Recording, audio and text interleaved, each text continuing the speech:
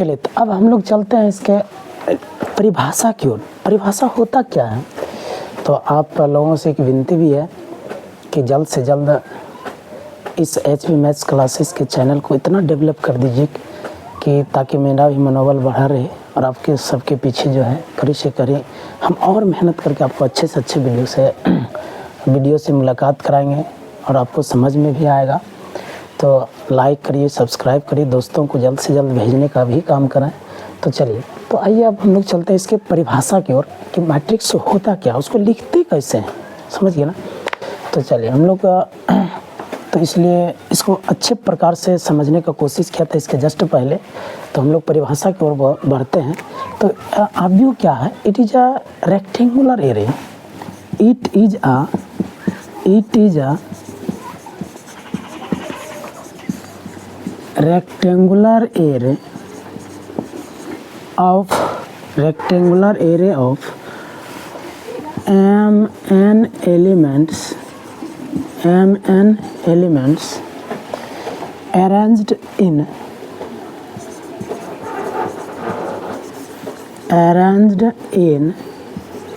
m row and n column। चलिए, जो Hindi medium की स्टूडेंट है बिल्कुल टेंशन यहाँ नहीं लेना, ये सब कास्टिंग है। जैसे फिल्म शुरू होने से पहले कास्टिंग दिया जाता है ना, वही आप लोग की कास्टिंग है। चलिए, कास्टिंग को पहले समझना ज़रूरी होता है, तभी आप कौन हीरो है कौन हीरोइन है समझिएगा, तभी तो आगे समझ में आएगा ना। तो ये देखिए, तो टेंशन नहीं लेना, हिंदी मीडियम के भी स्टूडेंट को बिल्कुल टेंशन लेने को नहीं है। चलिए, क्या कहता है आव्यूह, कहते किसको, कहता है it is a rectangular array, मतलब यह एक आयताकार क्रम विन्यास है या सजावट कहिए। यह एक क्या है, आयताकार क्रम विन्यास है या आयताकार एक क्या है, सजावट है। ठीक है, ऑफ मतलब का, किसका सजावट है, mn एलिमेंट्स।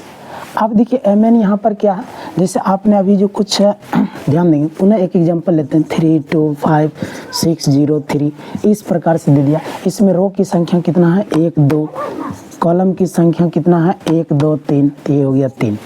इसी का नाम हम दिया m, इसका नाम दे दिया n। तो 3 दूना 6, इसका मतलब इसके अंदर 6 एलिमेंट है। तो यहाँ पर हमने 6 नहीं कह के, 10 नहीं कह के, 20 नहीं कह के हमने mn एलिमेंट्स कह दिया। कितना एलिमेंट कहा, mn एलिमेंट। बात समझ में आ रहा है। यह एक क्या है, आयताकार क्रम विन्यास है। किसका, तो कुछ एलिमेंट का। कितना एलिमेंट सजाया हमने, तो mn एलिमेंट्स को सजा दिया।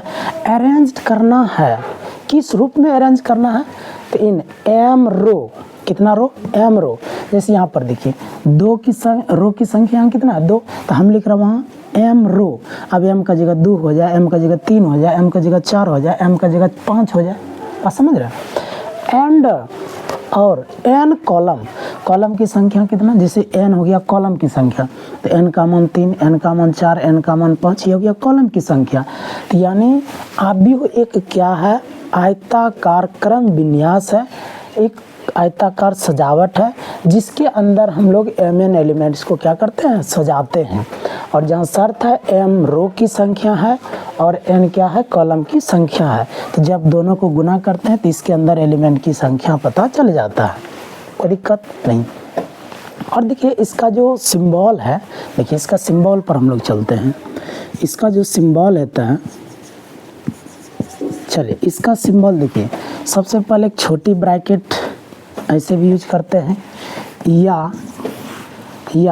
आप ये बड़ी ब्रैकेट भी यूज कर सकते हैं ऐसे, या 2 लाइन लेफ्ट साइड में देना है और 2 लाइन राइट साइड में भी देना है। चलिए हम एक ही एग्जांपल से समझा देते हैं। जैसे देखिए अभी कुछ एलिमेंट को ऐसे जमा किया ना, तो ये वाला बीच वाला सिंबल ये है, सबसे ज़्यादा यूज बुक में जो है इसी का यूज है। ऐसा नहीं कि इसका यूज नहीं होता है, इसका यूज नहीं होता है। हायर क्लास में जैसे मान लीजिए अभी हम लोग 12th में पढ़ रहे हैं, ISC में पढ़ रहे हैं, इसके बाद जब BSc MSc वगैरह करिएगा तो इसमें आपको ये सब सिंबल से मुलाकात होगा। या ISC में भी अदर प्रकाशन का जब बुक का खरीदारी करेंगे आप, तो वहाँ भी कहीं कहीं ये सब दिखता है। ठीक है, तो यहाँ पर देखिए इसी चीज़ को आप देखिए 3 तरीके से सिंबल हुआ। सिंबल कैसे कैसे इसको डिनोट करेंगे, या तो इस प्रकार से लिखते हैं, या ब्रैकेट वाला खाली ये ब्रैकेट दीजिए जैसे हैं जी, 3 2 5, फिर क्या है 6 0 3, छोटी ब्रैकेट दे सकते हैं, या तो बड़ी ब्रैकेट दीजिए या छोटी ब्रैकेट दीजिए, या ये वाला भी दे सकते हैं।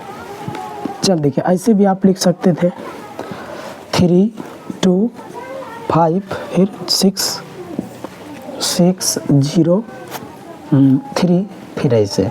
तो 3 तरीक़ा से इसको आप लिख सकते हैं, या तो इस रूप में लिखिए, या इस रूप में लिखिए, या तो इस रूप में लिखिए। समझिए, कोई दिक्कत परेशानी नहीं है। तो चलिए देखिए, तो इसीलिए इसका ये सिंबल हो गया, और इसको हमेशा अंग्रेजी के बड़े अक्षर से ही सूचित करते हैं। It is always denoted by the capital letter of English alphabet. इसे हमेशा अंग्रेजी के बड़े अक्षरों से ही सूचित करते हैं, ठीक है। वो भी हम लिख देते हैं नीचे में, ठीक है ना। चलिए, इसको हम लोग हमेशा किससे सूचित करेंगे? अंग्रेजी के बड़े अक्षर से सूचित करते हैं, ठीक है। वो भी लिख देते हैं। इट इज़, देखिए एरो दे के लिखना है नीचे में।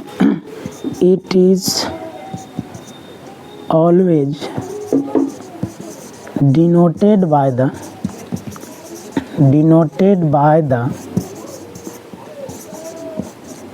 Capital letter of English alphabet. English alphabet. It is always denoted by the capital letter of English alphabet. यानी हिंदी वाले लिख लीजिए, इसे हमेशा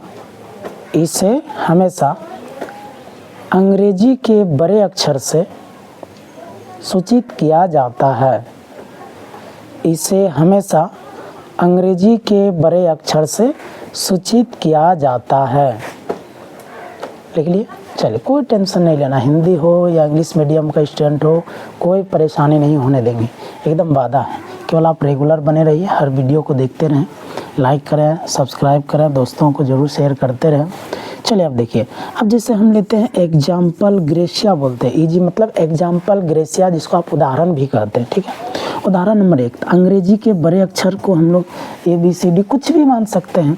तो एक मैट्रिक्स लेने जा रहे हैं, इसे 3 0 -3 √2 हो गया, पाई हो गया, 9 हो गया, इस तरह से, ठीक है। तो यही है अंग्रेजी के बड़े अक्षर से। इसको सूचित किससे करते हैं? अंग्रेजी के बड़े अक्षर से कर दिया।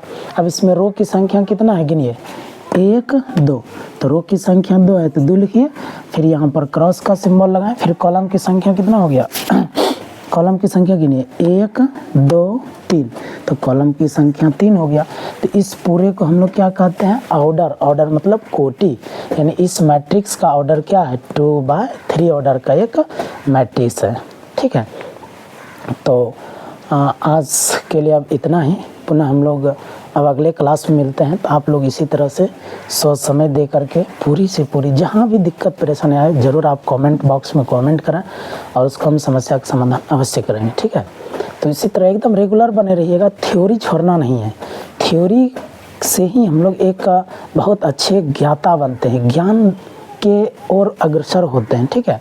तो थ्योरी जिसका छूट जाता है, केवल सवाल से आप बाहुबली कभी नहीं बन सकते हैं। किसी भी विषय में बाहुबली बनने के लिए आपको थ्योरी प्लस उसका प्रैक्टिकल होना ज़रूरी है। तो हम लोग पहले इसका थ्योरी को और बढ़ेंगे, फिर प्रैक्टिकल को, ठीक है। तो जल्द से जल्द आप स्क्रीनशॉट ले लीजिए। पुनः हम लोग अगले क्लास की ओर बढ़ेंगे। तब आज के लिए इतना ही। आप सबों ने बहुत अच्छे से समय दिया, इसके लिए आप सबों को बहुत बहुत धन्यवाद। पुनः हम लोग अब अगली क्लास की ओर बढ़ेंगे। चलो।